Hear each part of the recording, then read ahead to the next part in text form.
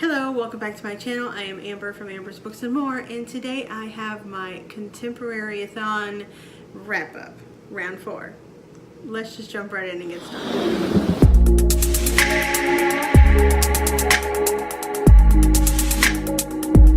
So as an overall view, I read 6 books during this readathon. I had 8 on my original TBR, which I will link somewhere up above here.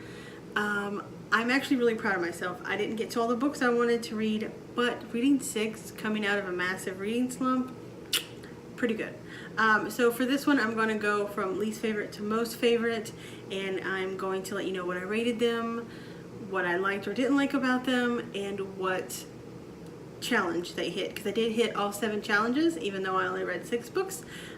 So let's just get started with the first one. The first one was a bit of a disappointment. I don't really want to go into the huge reasons of why I did not like the book, because I'm not really sure the exact reasons, but that's going to be Pride. That's going to be Pride by Ibi Zoboi. So this is a Pride and Prejudice retelling that in the modern day. So I'm not sure if it was the writing style, if it was the characters, if it was the Pride and Prejudice aspect of it. I don't know, honestly. I just know that this one wasn't great for me. It wasn't bad by any means, but I gave it like a 2.5, 3 stars. This completed the challenge to read a diverse book, as this is a Black author, and the characters are all Black that are featured in here. I do know that I think that it could have been a little longer. Some things were wrapped up a little too quickly and a little too nicely, and maybe characters made appearances and then never again, and it made no sense. But like I said, I don't really know exactly what piece of it I didn't like, or just if it was all together, those pieces together made me not like it that much. But like I said, 2.5, 3 stars. It's not a bad book. I would still recommend it to people that maybe like Pride and Prejudice or enjoy retellings or something like that. So this is the first one that I read. So the next on my list, it now bumps way up to a 4-star. So everything I read really was worthwhile. But that's going to be Radio Silence by Alice Oseman. This completed the challenge of reading a book with blurple on the cover. As you can see, this got a whole lot of blurple on it.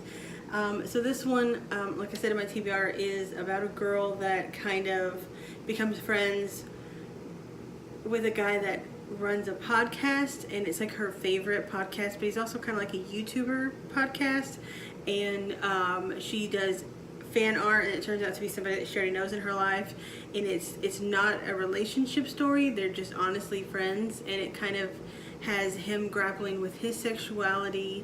But I love that the main character is not only a bisexual queen, but she's a bisexual biracial queen as well. So lots of diverse characters.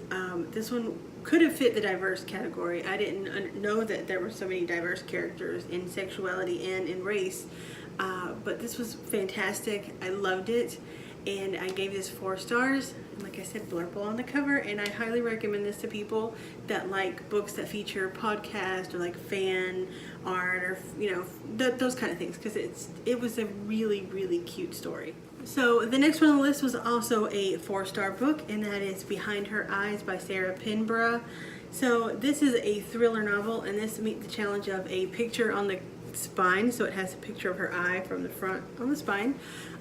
So this actually ended up having more of a fantastical element that I did not know about, and so I'm still counting it, even though it's technically not a true contemporary. It's more of a magical realism. Not even a magical realism. It's just a tiny, tiny supernatural element that only really comes into play at the very end of the book. This book was messed up. It was crazy. I did not see the ending coming, and then the ending came, and then it took another turn at the very, very end that I definitely did not see coming, and I don't know if I like, which is why I gave it 4 instead of 5 stars. But it was a quick read. It was her writing style was very fast-paced and easy. So yeah, if you like thrillers, I think, and especially if you like thrillers that have just a tiny bit of a fantastical element, but you don't necessarily like fantasy, you would absolutely love this book, I think. So this is a little weird the way that I'm doing this, because even though I gave this one 5 stars, it wasn't my all-time favorite, even though my all-time favorites I gave 4 stars. go with me here. Go with me. So this is Please Don't Go Before I Get Better. This is a book of poetry by Madisen and Kuhn.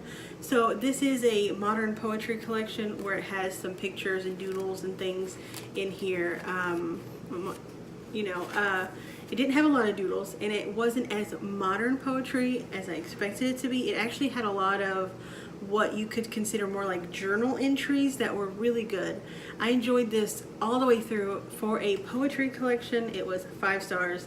I actually have a lot of pages marked here that I really connected with. So I give this 5 stars. This was, let me tell you the challenge. So this is the challenge to read a book in a non-traditional format. It's poetry.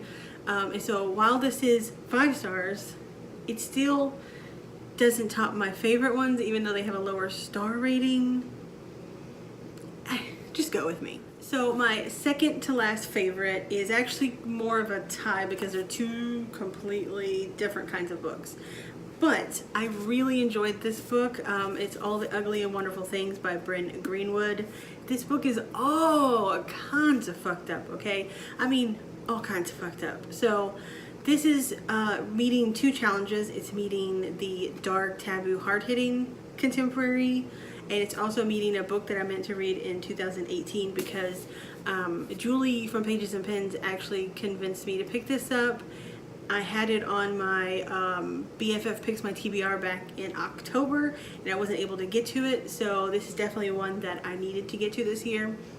And she told me that she thought it was just my kind of fucked up, and she's totally right.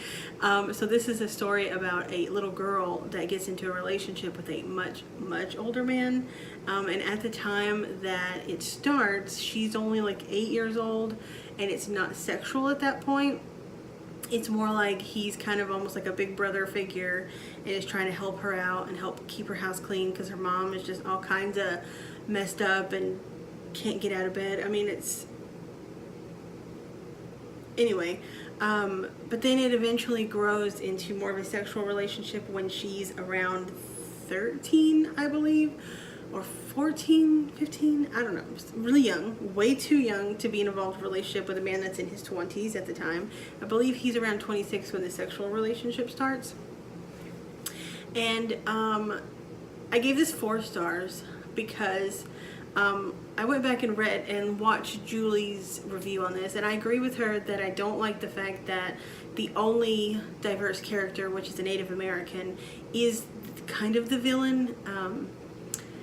And there was this whole section of where they are not together that kind of drags. But this is not a small book. It's gosh, I think it's nearly it's almost 400 pages. It's like 397 or something pages. And so almost 400 pages, and I read this in one day. And it was definitely easy to read. I mean, it wasn't easy to read. It was hard to read at times, but it was a quick read for the length of the book. But those sections did drag on a little bit longer.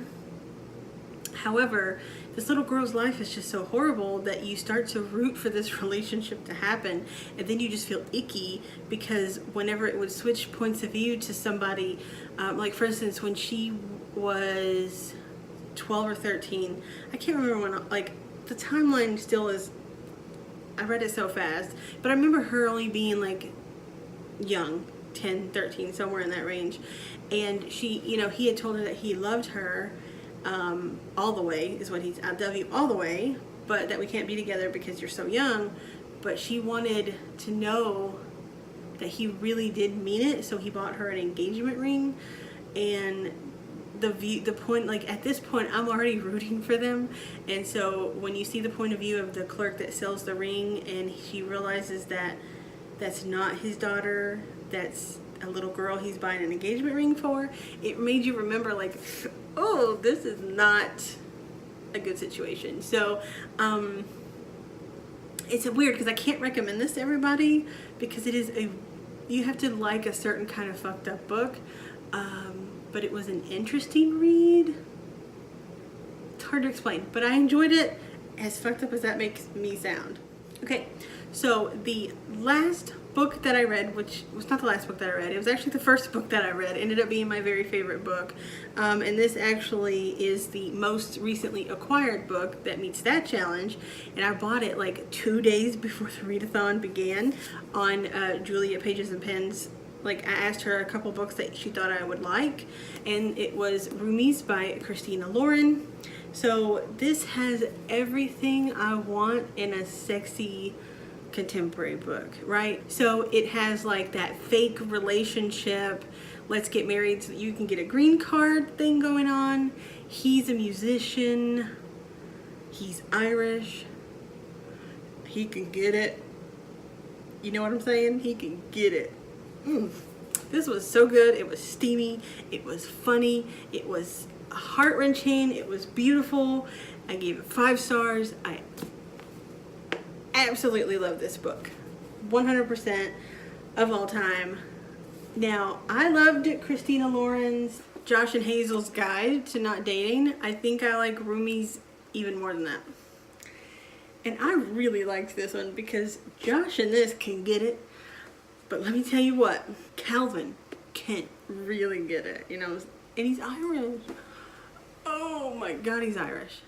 So anyway, now that that is over, these are the 6 books that I read for the readathon. I'm really excited to have gotten to all of these. These were all really books, you know, not this one as much, but these are all books that I really wanted to get to for a while now. And I'm really happy that I did. And I had a really good readathon. And I don't know what else to say. But yeah, so until next time, have a great day wherever you are. And I love you. Bye.